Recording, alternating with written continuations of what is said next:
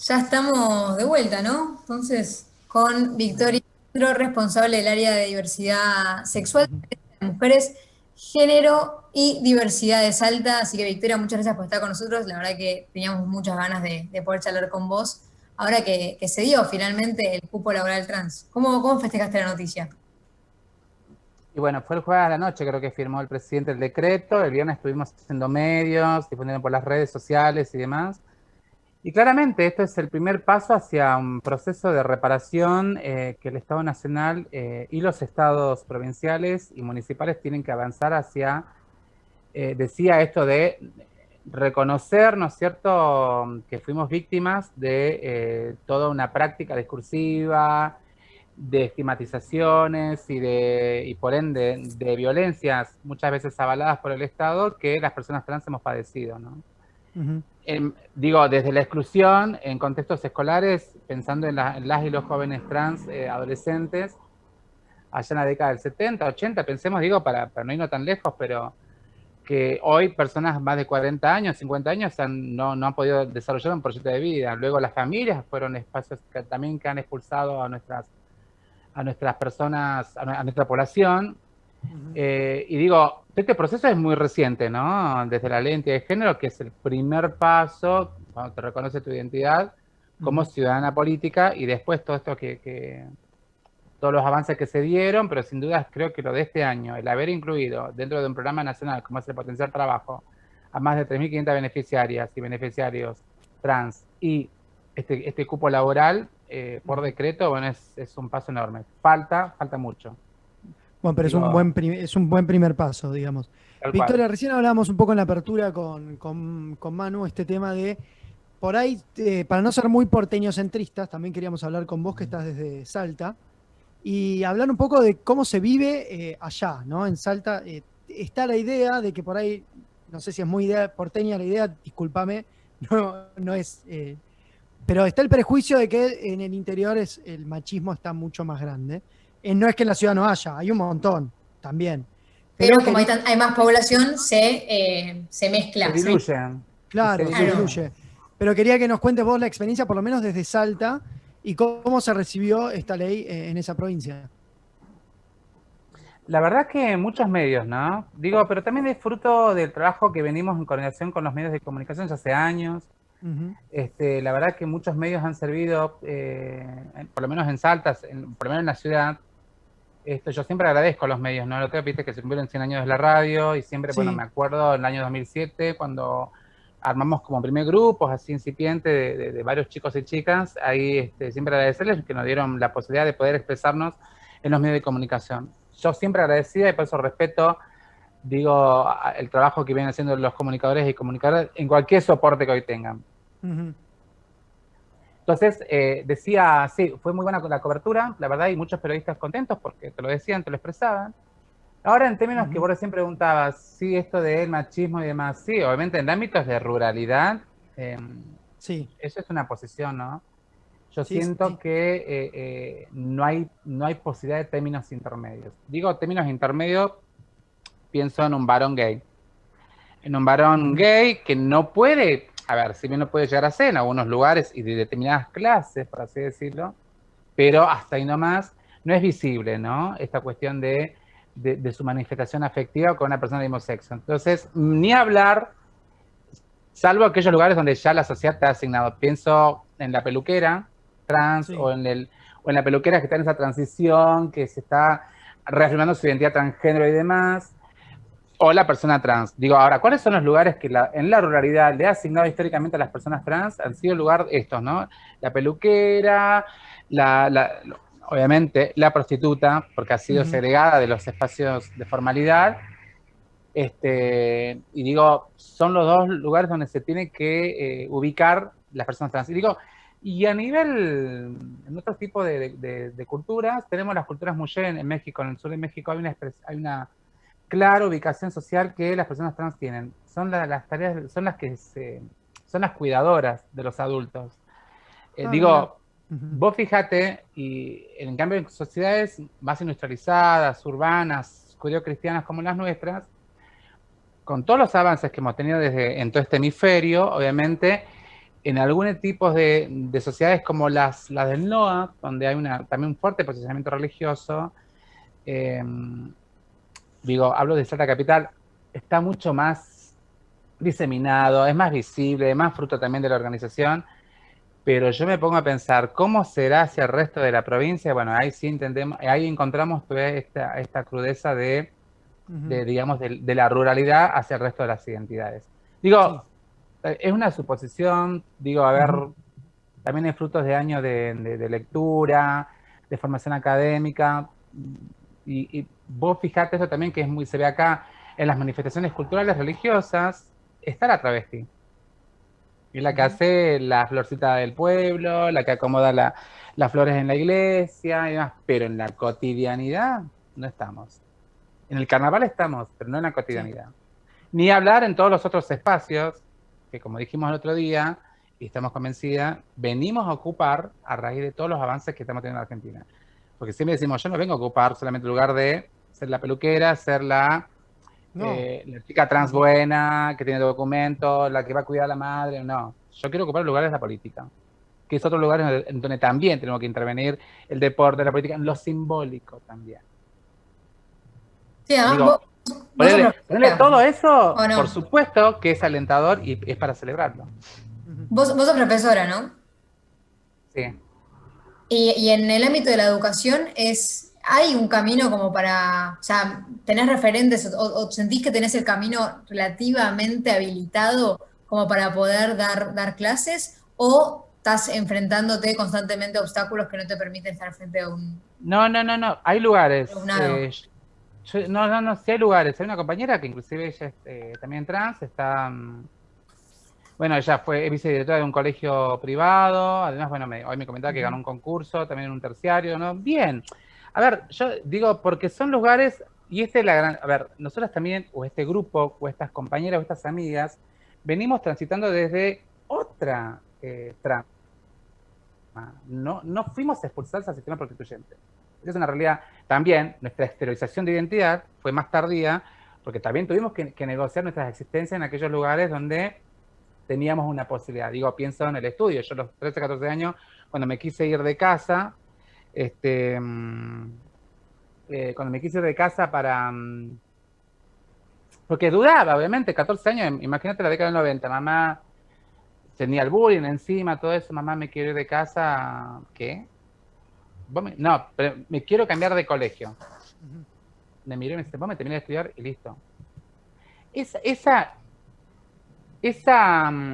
Ese mandato tiene que ver también con esto de, bueno, yo tuve que negociar mi existencia en la secundaria para no sufrir el bullying, luego experimenté el mundo, recién a los 20 y pico de años regresé a entender algo, porque también esto, mis referencias y las referencias de este grupo, como yo recién nombré, esta compañera, por ejemplo, Ale, que es una amiga, nuestras referencias no eran las chicas trans del carnaval. Nuestras referencias de la feminidad pasaban por otro lado. Quiero ser docente. Una docente.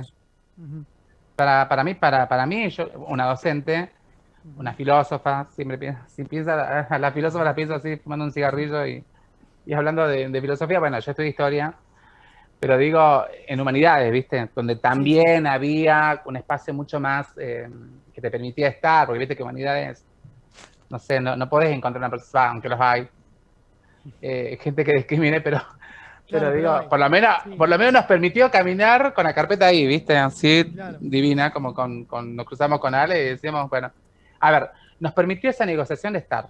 Y esa negociación, el de estar y el de permanecer, nuestra exteriorización como transgénero fue tardía. Digamos, yo siempre digo, hablo del año 2005.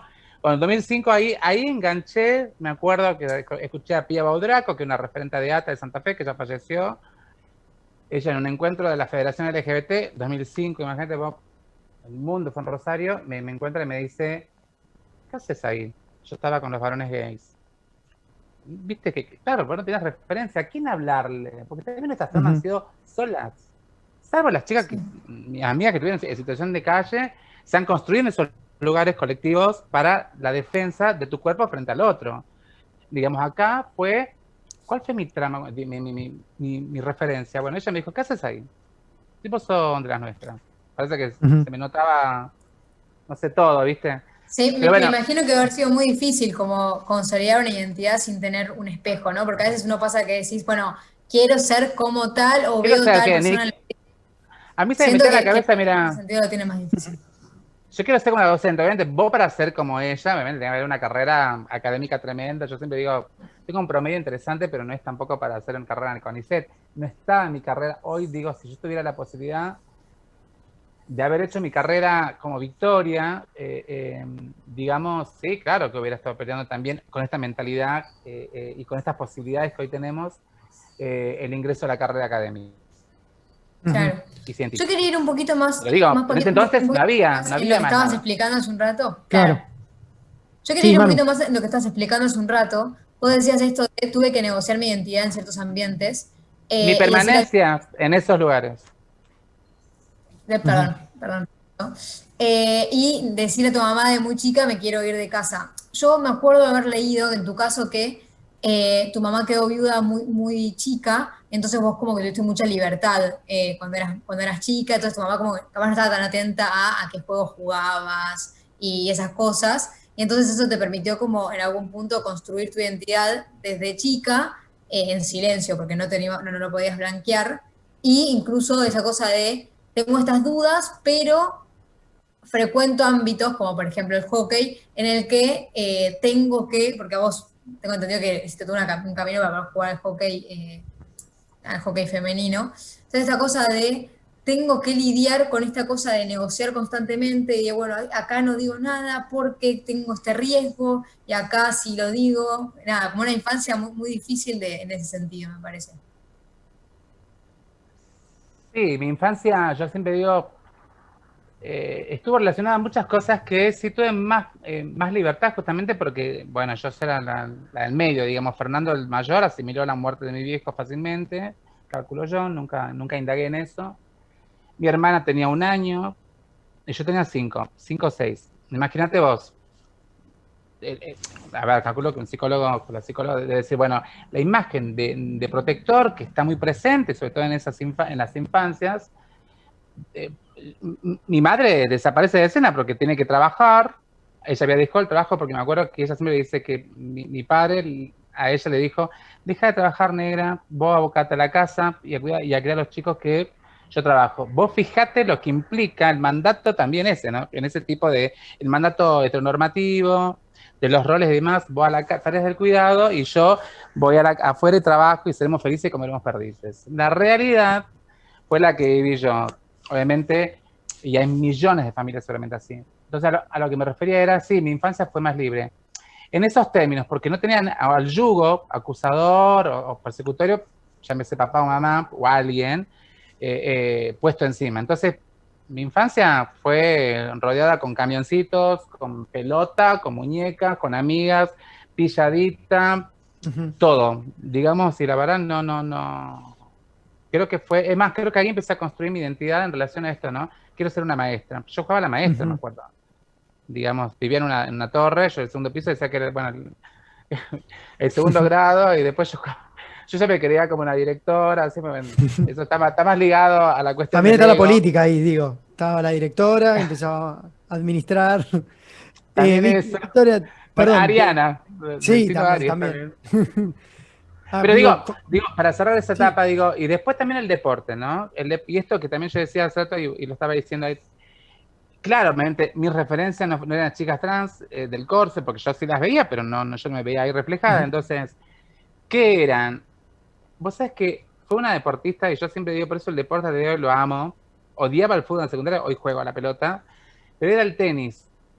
Y vos fíjate, claro, Sabatini y Graf, entonces era como el enfrentamiento, pero a mí no me gustaba Sabatini. Que la amo, obviamente, a Gaby, Ujú. porque no era mi modelo a seguir, Gabriela, con lo que implicaba su corporalidad y todas esas cosas. Ujú. Mirá, yo me quería una Claro. rubia, porque a mí me gustaba Steffi Graf porque la veía mucho más femenina en la cancha. Digo, hoy me río, ¿viste? Sí. Porque vas desconstruyendo. Obviamente, si sigo anclada en esa edad, diría, bueno, me diría mi psicóloga, Victoria, ya desprendete de eso, porque ya no tenés 12 años, tenés ya 40 años. Pero digo, ¿cómo yo entendía la feminidad? En dos figuras que fue, para el tenis, ustedes capaz que son chicos, fue fundamental, digo, en esa época del tenis femenino. Digo, obviamente, tenis, recién empecé a jugar este año en el verano, como victoria, porque obviamente es caro el deporte, pero digo, si yo hubiera tenido esas posibilidades, tal vez soñaba con ser una tenista profesional. Pero bueno, es eso. Bueno, pero de a poco, como decíamos al principio, se van abriendo. Dijimos, este fue un primer paso, faltan muchos más. Y Victoria, como para ir cerrando también la nota, te quería preguntar cuál crees vos que sería el próximo. Digo, como para seguir, digo, está el cupo laboral y ahora ¿con qué podemos seguir? Tiene que ver con esto que está... para incluir más todavía. Tiene que ver con esto que yo estaba contando, ¿no? Esto de transversabilizar las políticas respetuosas de la diversidad sexual y de las identidades de géneros transgéneros en todas las políticas públicas. Digo, pensemos en las futuras generaciones, en esos pibes y pibas que a lo mejor en la adolescencia van exteriorizando su identidad, pero que la vivan, que la pasen bien, que el colegio acompañe, que la familia acompañe. Para eso también tenemos que formatear un modelo de escuela mucho más inclusivo. Bueno, la ESI, ¿no apoyaría todo esto? No, claro, la ESI es fundamental, pero bueno, la idea es tener anclaje en los decisores políticos. Digo, los decisores políticos son los que tienen que claramente tomar, digo, esto que pasó con el presidente, es un gesto político. Y la política se hace con gestos. Digo, no sé, a mí por ahí más me gusta siempre la parte de la seguridad. Estoy ahí formándome en temas de seguridad. También, allí, digamos, cuando esto hablamos de la integralidad de las políticas públicas, es que nadie quede fuera del acceso a la salud, a la educación, a un programa de viviendas, el acceso a las universidades. Uno dirá, bueno, pero hoy ya sí está aceitado. Bueno, la idea es que eso se profundice. Y se profundiza con gestos. Por eso, cuando nos empiecen a ver en aquellos lugares donde antes no estábamos, hay que decirle a las personas, no, yo no vengo a ocuparle, no vengo a quitarte el lugar a vos ni a vos. Vengo a ocupar mi lugar. Eso sabes, estuvo me negó por el hecho de ser lo que soy. Digo, pensemos en una buena compañera trans que te reciba en el Banco Nación. O que te, no sé, que te llame de la FIP. No sé. Pienso, no sé, digo, y me encanta vivir esta posibilidad. Por eso decía, sí, lo vivo desde esta posibilidad y trabajar para que esas futuras infancias trans, luego adolescencias, no queden fuera de ningún lugar. Y el deporte también es un lugar más. Digo, no sé. Y me encantó eso que dijiste, no vengo a ocupar tu lugar ni el de otro, sino el mío. Como eso me parece súper claro, porque no es una... O sea, siempre está esta cosa cuando se incluye, está estos debates de por qué se incluye tal y no tal otro. Digo, que incluyan a uno no excluye al otro, es simplemente, bueno, dar pasos para adelante, ¿no? Esto muy común de por qué en el lenguaje inclusivo, Dios, incluye a las diversidades, pero no hablamos en braille, hay gente que tiene esos comentarios. Y yo digo, como, nunca va a estar mal incluir, es ir para adelante, a lo sumo incluyamos las dos cosas, como, esto que dijiste me re gustó como para cerrarlo, me parece un mensaje súper lindo y claro, así que muchas gracias. A ustedes, gracias por la invitación, la verdad que estas notas son lindas porque también indago mucho en lo personal y como ven entiendo y agarro esa bandera de lo personal es político. Bueno, Victoria, muchísimas gracias y esperemos seguir hablando en un futuro, siempre con buenas noticias. Seguro y éxitos. Bueno, y a cuidarnos entre todas y todos.